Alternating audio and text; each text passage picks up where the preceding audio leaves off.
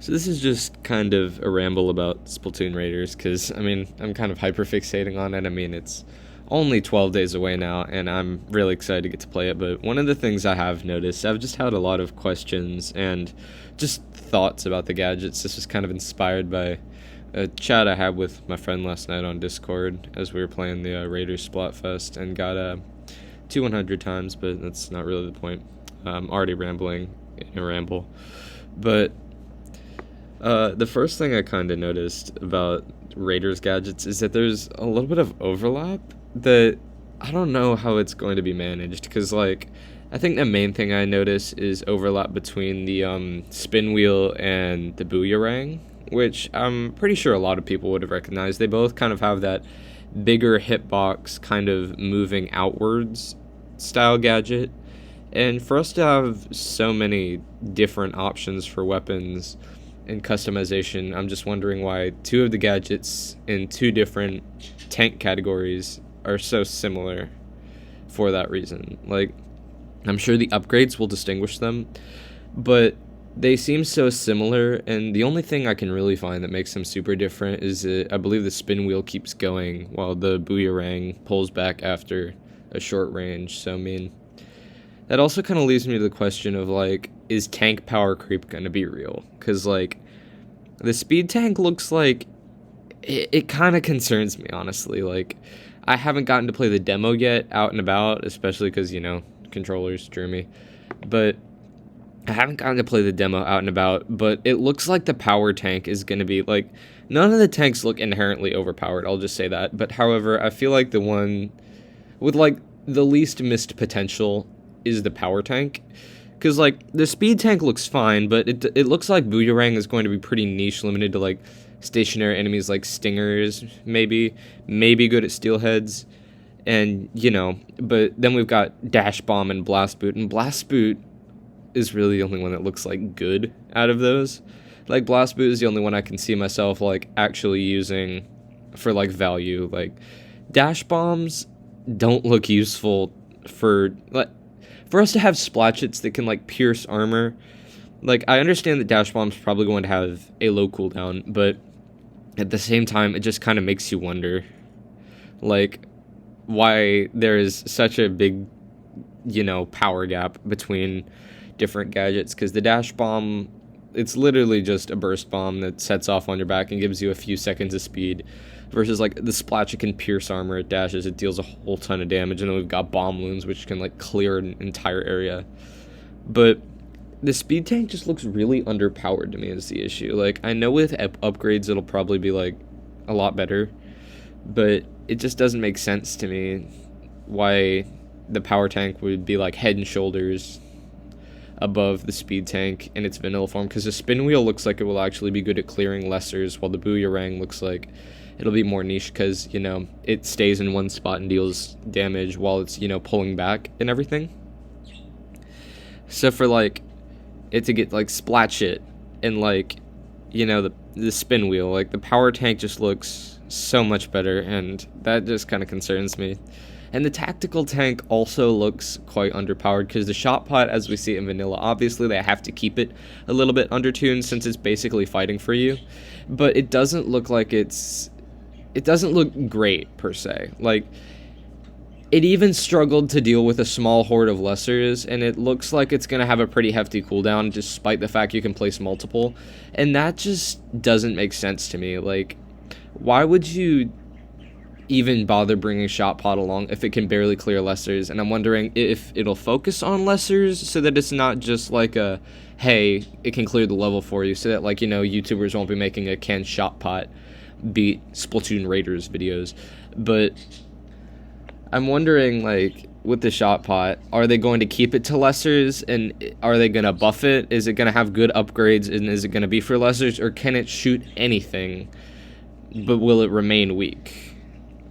Or maybe it'll remain strong and be able to shoot anything, and maybe they'll just make it no skill in that, like, I just feel like shot pot, it's variable. Like, I don't know whether shot pot will actually end up being worth anything. Like, if shot pot will be usable, or if you'll even want to use it, despite it being a pretty cool concept that could actually come in handy.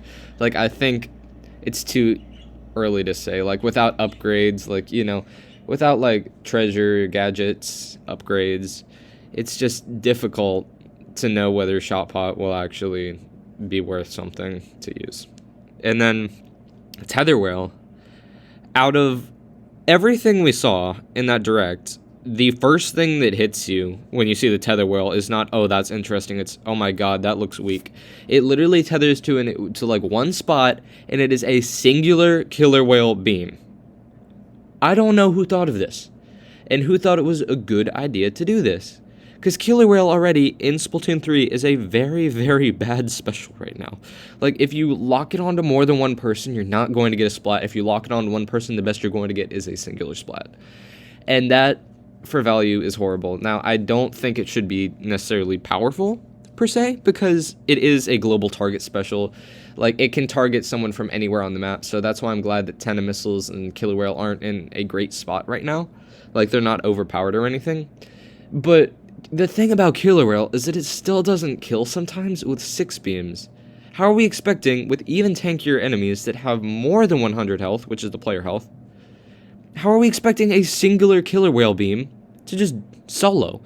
And not only that, it just seems like a horrible concept in general. You are only getting value for the enemies behind you. You literally have to, like in the direct, they showed it off by, like, the player pulling a long flank from, like, the tether whale. They circled around and started attacking the enemies from behind to kind of change the direction of combat so that the tether whale could actually, hit enemies.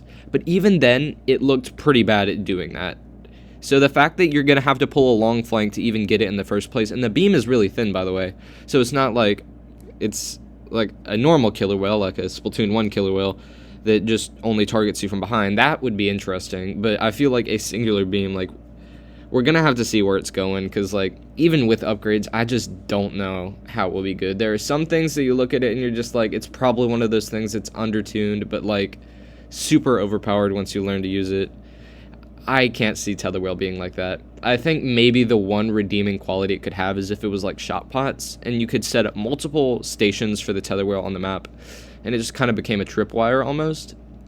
So, like, elements from, like, column A and column B reminding me, like, bomb loons, like, they link together, so that you can just create a tripwire in general around, like, choke points and stuff to actually get damage, and also so that you'll have multiple beams, tracking to you. But I just don't know about tether whale. Like, it just seems like it will be really, really hard for them to do anything with it, except I haven't played the game, so it's really hard for me to know.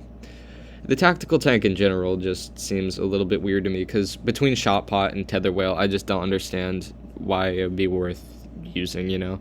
Like, speed tank looks underpowered for the reason that it's too mobility focused, and for as tanky as the enemies look, like, yeah, you're gonna have to do some running, but at the same time, for them to, like, not fully lean into the mobility aspect by, like, putting things like booyarang, it just makes you wonder, because, like, dash bomb is obviously opting for mobility, even if it does look a little bit underpowered, and blast boot does allow you to get out of the way fast with, the whole lunge jump kick thing.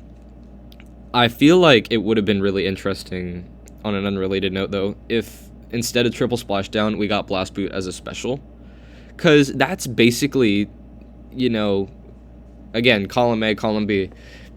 I feel like instead of getting Reef Slider or Splashdown, I would have rather gotten Blast Boot, because that is what I want Splashdown to be. Because Splashdown is predictable, it's simple, it's got counterplay, and the only way you can make it, like, really effective is by making it a triple Splashdown like we've got now that's just insane radius, and, like, it lasts even after you've died. That's, like, the only way to make it a decent special, and they've leaned into that, and now it's pretty much a kamikaze thing that, like, either you're gonna get out of the way or you're gonna shoot them down and risk dying. And I know people are just like, oh, it's not that good, like, just counterplay it, shoot it down. These are the people who are stuck in Splatoon 2. Like, these are the people who, are so used to just countering Splashdown, so they think they can do it in Splatoon 3. And maybe you can do that, but a lot of weapons struggle with just hitting somebody in the air to begin with, especially if they're slower weapons. Like, I play a decav, and it's really difficult, if at all, to just counterplay triple splashdown, because my kill time without the charge slash is, like, reliant on a combo, and the time they're in the air is not long enough to hit that combo unless I pre-fire the charge slash. So, anyway, I got off on a tangent there, a tangent on the Ramble, but I'm just worried about tactical tank and speed tank looking too weak. I feel like, if anything, the power tank may be a little bit overtuned, but those are just my main thoughts on it. And then also the gadgets we've seen that weren't in the direct, like the meteor mitt. I'm wondering if there will be overlap in there as well with the blast boot, because the blast boot, you move into the splashdown, but it doesn't look like it has a huge radius. Meanwhile, the meteor mitt, I have a feeling that's like gonna be a pretty large radius. So I'm just wondering why you would even use blast boot with like a lower damage and small radius, just so you can move into it, when you could play like a higher risk, higher reward meteor mitt. Because like, I feel like, especially if you're trying to use blast boot for like value out of actual damage, it's just not gonna be effective. Because if you're moving into a crowded area like steel eels, like really things in general, it's just not a good idea to move into a crowded, congested area, even if it's quickly. Like, and even after you've landed, like, you could still get swarmed, versus with the meteor mitt, like, you're gonna want something with more power.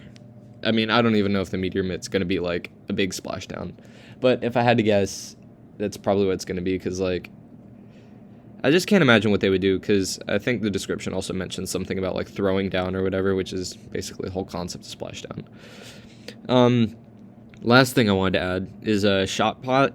It's also about shot pot. I'm wondering if it's going to have object health, or if it's going to have a timer, or if it's going to have neither. Because if it has object health, then that's going to make it really hard to use in more crowded levels, because you're going to have to like set it up on edges where it's going to get inherently less value in order for it to not get swarmed. But maybe that's another appeal of shot pot, is that it can bait enemies. But if it gets object health and it doesn't bait enemies, that would just be a really, really bad gadget without upgrades, because, you know, it looks like it struggles heavily with damage, and if it can get shredded by things like steel head bombs, steel eels, like flipper floppers, things that deal large amounts of damage, because there is so much projectile spam in Salmon Run between like fly fish, stingers. So if it does not have a crap ton of object health, it's just gonna get shredded.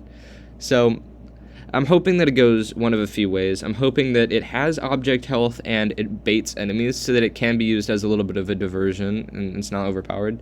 It would be interesting if it had a timer, which I feel like would also be fair, because like you're getting value, guaranteed value, no matter what. But that would also potentially risk, I mean, I don't think we're at a risk of it being overpowered for damage or anything, but we're also at risk of, you know, people spamming them all over the place and trying to use them to complete the level. So, I mean, yeah.